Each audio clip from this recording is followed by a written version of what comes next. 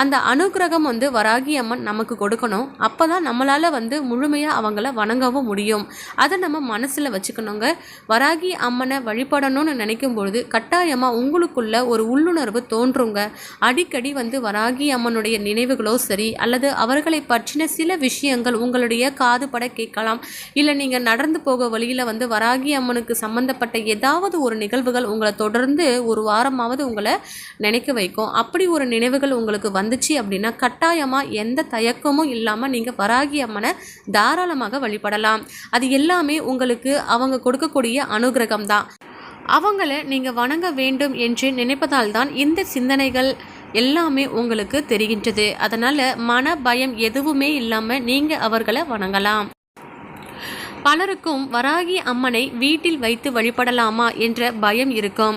காரணம், உக்கிர தெய்வமாக காட்சி கொடுக்கக்கூடிய வராகி அம்மனை எப்படி